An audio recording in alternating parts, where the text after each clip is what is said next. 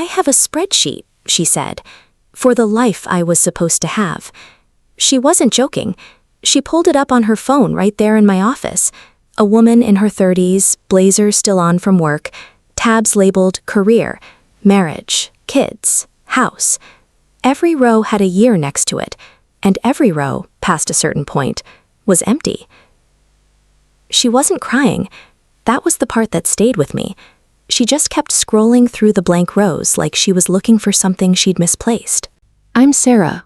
I used to think in equations before I thought in feelings. That came later, the hard way. And now I sit in a small office in Portland with people who are, in one form or another, staring at their own version of that spreadsheet.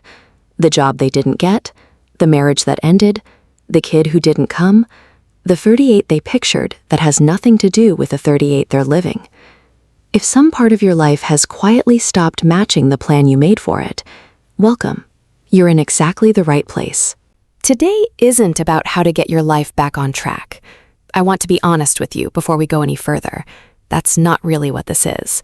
Because back on track assumes there was a track, and that piece is waiting for you at the end of it, once things finally look the way you pictured. I don't think that's true.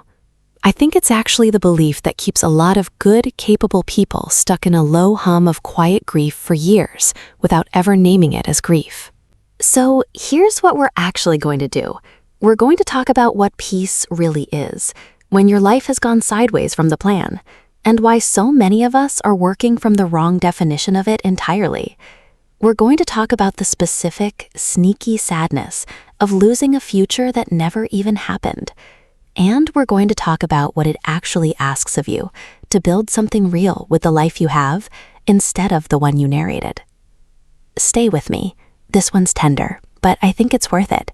And if it lands somewhere in you, if you've got a spreadsheet of your own, even just the one in your head, I'd love it if you stuck around. Maybe told me about it in the comments when we're done. It helps more than you think, saying it out loud to someone. Let's start with the woman in her spreadsheet. She didn't come in because her life had fallen apart. That's the thing people don't expect. Nothing catastrophic had happened. She had a job, a decent apartment, friends who checked in. What she had was a very clear, very specific picture of 34, drawn back when she was 22, and a present that simply hadn't shown up to meet it. I'm not depressed, she told me, I don't think. I just feel like I'm behind, like I missed an exit and I can't find my way back to the highway. That phrase, missed an exit, I hear some version of it constantly. People don't usually say, my life is bad. They say, this isn't what I planned. Those are not the same sentence, and they don't call for the same kind of help. Here's something I don't think we talk about enough. Most of us don't just hope for a future. We narrate one. Long before it happens, we write it.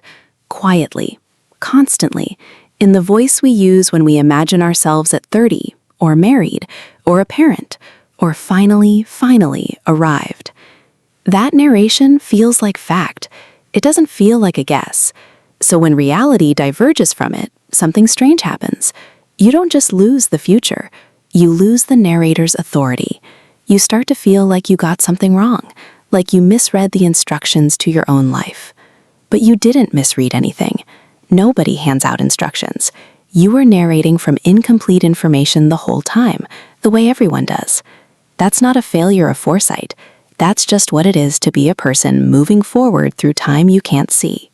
Let's clear some space, because I think this word gets used sloppily, and it costs people. Peace is not everything turning out the way you pictured. If that were the definition, peace would be unavailable to almost everyone, because almost nobody's life matches the picture exactly, even the people whose lives look from the outside like they did. Peace is also not the absence of wanting. You don't have to stop wishing things had gone differently in order to qualify for it. I want to say that twice, because I think a lot of people quietly believe that longing disqualifies them. It doesn't. You can want the other life and still be at peace with this one. Those aren't in competition the way we assume they are. What peace actually is, clinically and otherwise, is something closer to this: the absence of an ongoing argument with what's true. Most unhappiness isn't caused by circumstances alone. It's caused by circumstances plus a running argument. This shouldn't be happening. This isn't supposed to be my life. I should be further along than this. That argument runs constantly, in the background, underneath whatever you're actually doing. Making coffee, answering emails, driving your kid to school. You can be doing something entirely neutral and still be in a fight. That's what a lot of low-grade, exhausting unhappiness actually is. Not one big crisis, but a background argument with reality that never lets up long enough for you to just be where you are. The odd thing is, the argument feels productive. It feels like it's doing something, like insisting hard enough might still change the outcome. It won't. It just costs you the only life you're actually standing in. I want to name something plainly, because I think it goes unnamed constantly. You can grieve something that never existed. We're comfortable grieving loss, a person, a marriage, a job. We're much less comfortable grieving a future, because there's no funeral for it, no ritual. Nobody brings you a casserole for the child you didn't have, or the career that didn't pan out, or the marriage that looked nothing like the one you'd imagined at 25. But it's real grief. It has the same shape: denial, anger, bargaining, all of it, even though there's no event anyone else can see. And because it's invisible, people often skip past it entirely, straight to just be grateful for what you have, which sounds wise and mostly just shuts the door on something that needed to be felt first. You're allowed to grieve the life you didn't get. That's not the same as rejecting the one you did. People resist making peace with an unplanned life because they think peace means surrender, that if they stop fighting for the original picture, they're admitting defeat. I want to offer a different way to think about it. There's a difference between giving up on something and putting it down. Giving up happens with your back turned, in defeat, usually with some shame attached. Putting something down is different. It's what you do with a weight you've been carrying so long your arms have got numb to it. You set it down, not because you failed to carry it, but because you finally noticed you'd been carrying it the entire time, and your hands are free now to hold something else. Nobody applauds you for putting something down. There's no ceremony. You just wake up one day and the argument's a little quieter, and you almost don't notice, because quiet doesn't announce itself the way conflict does.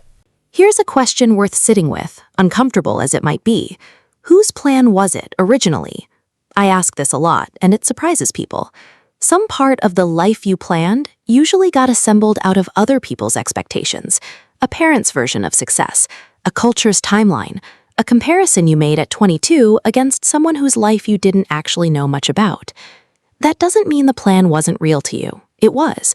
But it's worth separating what you actually wanted from what you inherited as wanting. Sometimes what feels like failure to reach the plan is actually relief in disguise. You didn't miss your life. You outgrew someone else's idea of it, and it's taken this long to notice. I think about this office sometimes. 2 rooms, secondhand furniture, a couch that doesn't match the chairs.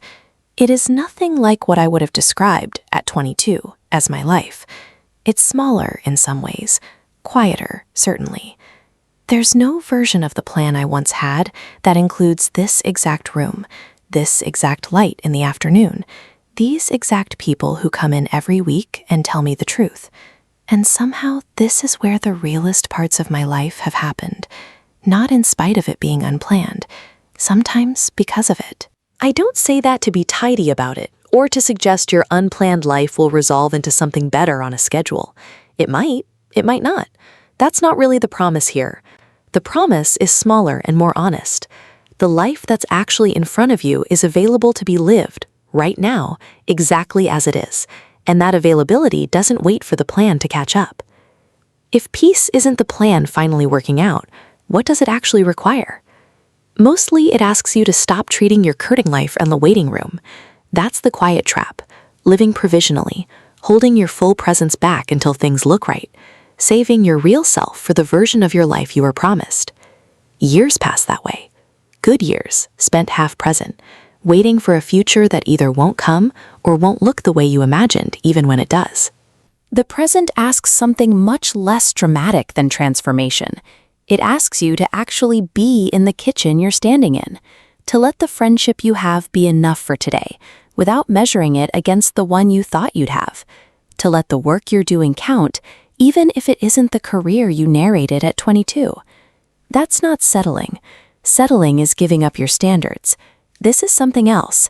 It's showing up fully for a life that's real, instead of half showing up for one that was only ever a draft. Here's the last thing, and I think it's the one that matters most. Peace isn't a reward you earn by finally accepting your losses correctly. It's not a gold star for grieving well. You don't have to arrive at some clean, resolved place where you no longer feel the ache of the other life to be allowed to feel okay today. Peace and longing can sit in the same room. You can still, some nights, wonder about the life on the other exit, and also, in the same breath, be genuinely at rest in the one you're living. That's not a contradiction. That's just what it looks like to be a whole person with a real history, instead of a character who got everything scripted correctly.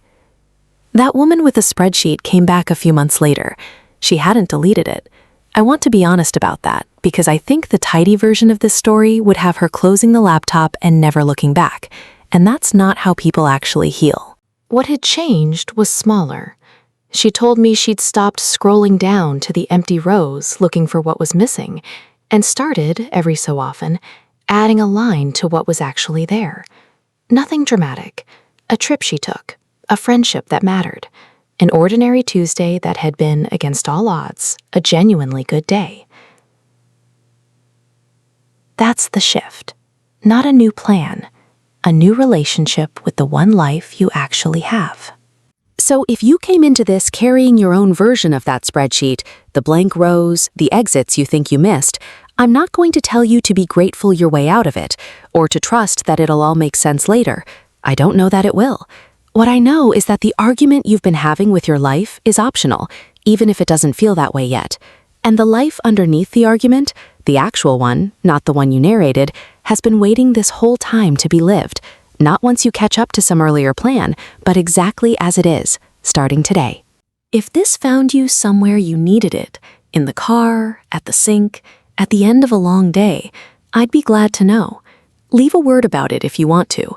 Come back when you need to. That's what this space is for. You didn't miss your life. You're standing in it.